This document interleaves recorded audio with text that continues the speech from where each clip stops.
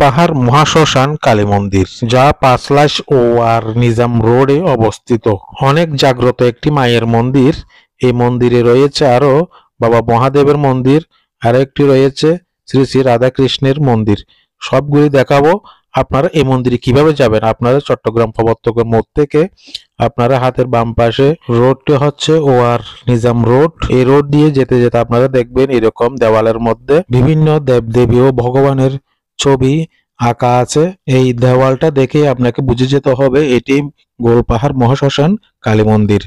তো চট্টগ্রামের মধ্যে অনেক মঠ মন্দির আমি ঘুরেছি, এরকম দেওয়ালের মধ্যে মানে ওয়ালের মধ্যে এরকম ভগবানের ছবি আঁকা আর কোনো মন্দিরে আমরা দেখি নাই।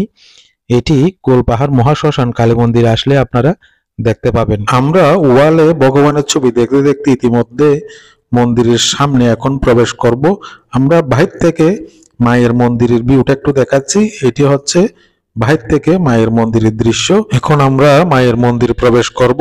প্রবেশ করতে করতে আপনাদেরকে একটি কথা বলেই, এই মন্দিরে বাৎসরিক যে অনুষ্ঠানগুলি হয় সেই অনুষ্ঠানের সময়সূচিগুলি আপনাদেরকে আমি ভিডিওর শেষের দিকে বলে দিব, এবং এই মন্দিরে কখন কখন অমাবস্যা পুজো হয় সেটিও আপনারা ভিডিওর শেষের দিকে জানতে পারবেন। মায়ের মন্দিরে প্রবেশ করতে প্রথমে দেখবেন এরকম একটি নাট মন্দির, এবং বাম পাশে রয়েছে এই মন্দিরের অফিস রুম।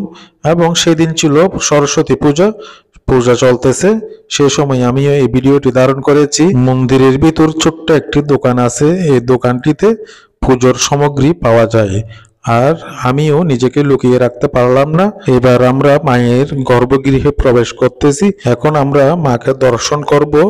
দর্শনের আগে একটু মায়ের মন্দিরের লাইটিং গুলি দেখুন, খুব সুন্দর একটি গড়ি। এখন আমরা মাকে দর্শন করতেছি।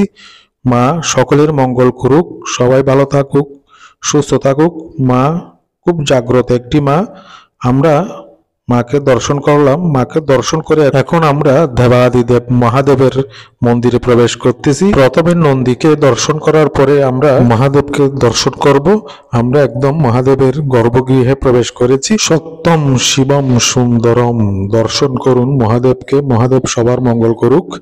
আমরা মহাদেবের মন্দির দর্শন করার পরে চলে যাব শ্রীকৃষ্ণ মন্দিরে। এই মন্দিরটা একটু উঁচুতে। এই মন্দিরে রয়েছে ভগবান শ্রী জগন্নাথ দেব, শ্রী ভগবান শ্রীকৃষ্ণ এবং ভগবান শ্রীরাম ও সংকট মোচন মহাবলী হনুমান।